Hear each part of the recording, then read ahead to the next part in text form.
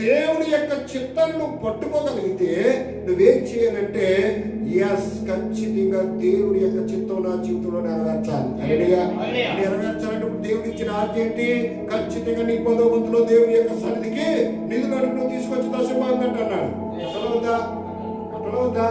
అది ఎందుకు కోరుకున్నాడు దేవుడు అలాగని? దేవుడికి లేక అమ్మా, దేవుడికి లేక అడుగుతున్నాడా నిన్ను? దేవునికి స్తోత్రం. హల్లెలూయా. దేవుడికి లేక నిన్ను అడగటం లేదు. నిన్ను ఇదిగో ఇంకా అత్యధికమైన కృపతో నిన్ను ఆశీర్వదించి ఈ లోకంలో ఒక ప్రత్యేకమైన స్థానంలో నిన్ను నిలవబెట్టి అనేక మందికి మాదిరిగా నువ్వు నిలబడాలి అంటే నువ్వు అధికంగా దీవించబడాలి.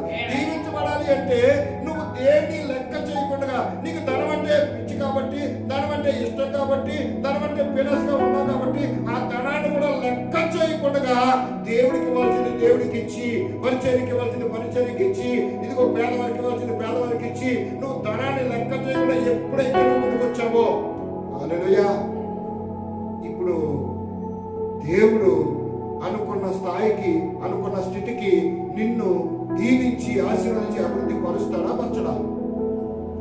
ఏమా పరుస్తాడా పరచడా? అంటే ఇప్పుడు నువ్వు ఏం కోల్పోతున్నావు? ఇప్పుడు ఇవ్వకపోవడం వల్ల, నీ యొక్క స్వబుద్ధి వల్ల నువ్వేం నష్టపోతున్నావు? ఏం నష్టపోతున్నావు? అభివృద్ధిని కోల్పోతున్నావా లేదా? కోల్పోతున్నావా లేదా? అంటే ఇప్పుడు అవిశ్వాసంతో దేవుని మీద తిరుగుబాటు చేస్తున్నట్టే కదా? ఏమా హల్లెలూయా, తిరుగుబాటు చేస్తున్నట్టే కాదా? చేస్తున్నట్టేనా? అంటే ఇప్పుడు నీ అభివృద్ధిని నువ్వే పాడు చేసుకుంటున్నావు. దేవుడు పాడు చేయట్లా, ఎవరి అభివృద్ధిని వాళ్ళే పాడు చేసుకుంటున్నారు.